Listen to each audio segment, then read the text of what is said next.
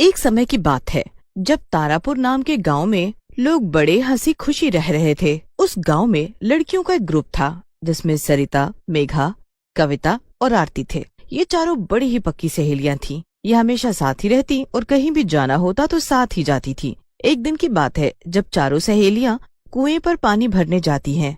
सारी लड़कियां मेघा के बालों की तारीफ करने लगती हैं।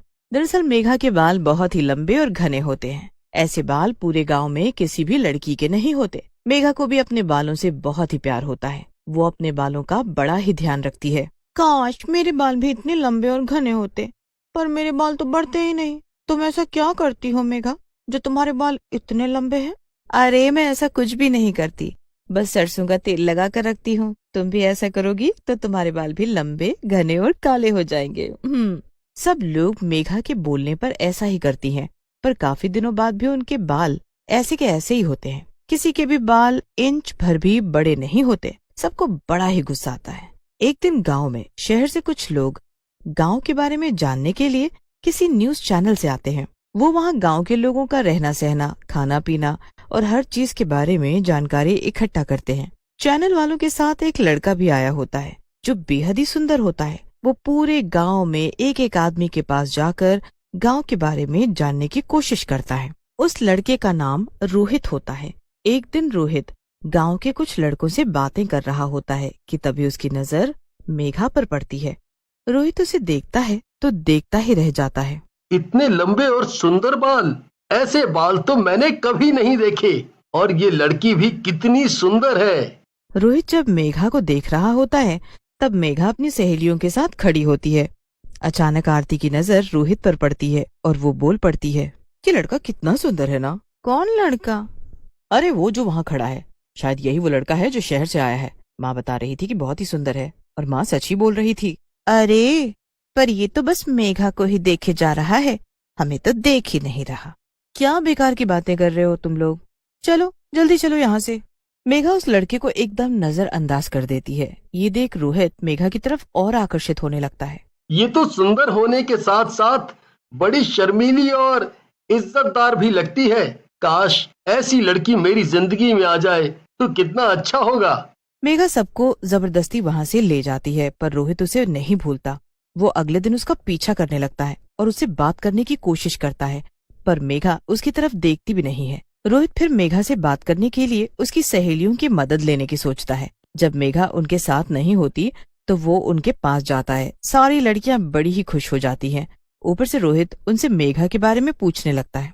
क्या हुआ आप लोगों को? बताओ ना उस लड़की के बारे में। क्या नाम है उसका और कहाँ रहती है, करती क्या है, और बाकी सब कुछ जानना चाहता हूँ मैं उसके बारे में। अरे ऐसा क्या है उस लड़की में वैसे? उसके लंबे काले घने बाल।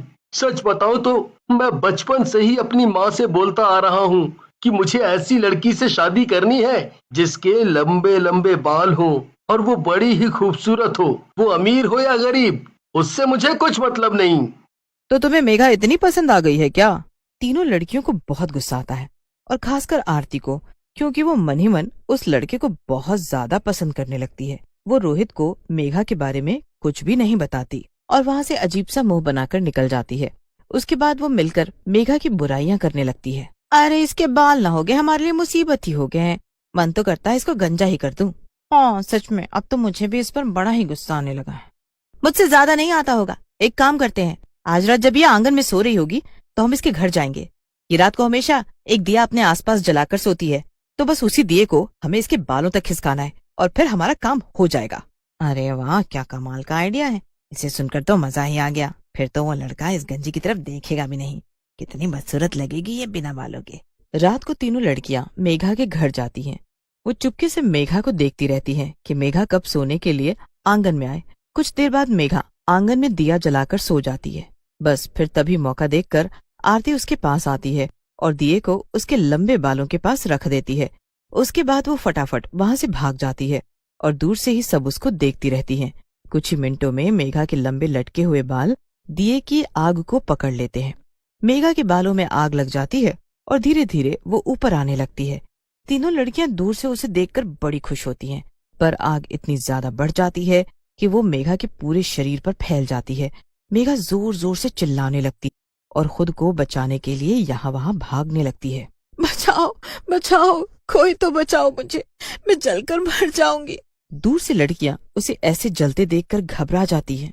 अरे ये तो जल रही है, अब हम क्या करें? जल्दी भागो यहाँ से, वरना सारा नाम हम पर ही आएगा कि हम इतनी रात को यहाँ क्या कर रही थी। मेघा उनकी आंखों के सामने जलने लगती है और जलते जलते वो अपनी सहेलियों को वहां छुपे हुए देख लेती है। वो उनको इशारा भी करती है, पर वो तीनों वहां से भाग जाती हैं।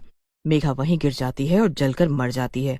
उस दिन उसके माँ बाप भी घर पर नहीं होते, इसीलिए उसे बचाने वाला कोई नहीं होता। मेघा मरने के बाद चुड़ैल में बदल जाती है, काले लंबे बालों वाली चुड़ैल। आखिर मेरी सहेलियों ने मुझे बचाया क्यों नहीं? क्यों भाग गई वो मुझे जलता देखकर? क्यों वो यहाँ आई थी इतनी रात को और क्यों वो छुपकर खड़ी थी? जरूर कुछ गड़बड़ है और मैं इसका पता लगा कर रहूंगी। अगली सुबह रोहित वहाँ पूरे चैनल के साथ आ जाता है। तब तक उसके माँ बाप भी घर वापस लौट आते हैं और अपनी बेटी को ऐसे जला देखकर उनसे ये सदमा बर्दाश्त ही नहीं हो रहा होता। उनका रो रो कर बुरा हाल हो रखा होता है। काले लंबे बालों वाली चुड़ैल जो उनकी बेटी होती है, वो वही खड़ी सब कुछ देख रही होती है, पर कोई भी उसे देख नहीं पा रहा होता। वहां रोहित भी खड़ा होता है और उसे भी मेघा के मरने का बहुत दुख होता है। ये आत्महत्या है या किसी ने मेघा को मार डाला? मैं इस बात का पता लगा कर रहूंगा।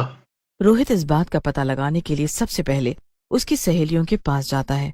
सारी सहेलियां झूठ बोल देती हैं कि वो शाम से घर से ही नहीं निकली, और काले लंबे बालों वाली चुड़ैल ये सुनकर हैरान रह जाती है। ये तीनों तो उस वक्त वहीं थी, तो ये झूठ क्यों बोल रही हैं? चुड़ैल उन लड़कियों के पीछे पीछे घूमती रहती है और आखिरकार तीनों लड़कियां उस रात के बारे में बात करने लगती हैं। ये रोहित यहाँ से कब जाएगा? ये तो हमारे पीछे ही पड़ गया है। कहीं से पता न चल जाए कि हम उस मेघा के बाल जलाने गए थे और हमारी वजह से ही वो मर गई। क्या ये तीनों उस रात मेरे बाल जलाने आई थी? ये तीनों मेरे साथ इतना बुरा कैसे कर सकती हैं? इन्होंने ये मेरे साथ अच्छा नहीं किया। मेरे बालों से इन्हें इतनी चिढ़ थी क्या? मैं किसी को नहीं छोड़ूंगी अब। चुड़ैल सबसे पहले अपना बदला लेने का सोच लेती है। रात होते ही वो सबसे पहले कविता के घर जाती है। कविता अपने बिस्तर पर सो रही होती है। चुड़ैल उसके पास आकर खड़ी हो जाती है और चुड़ैल के बाल लहराते हुए कविता के मुंह पर गिरने लगते हैं।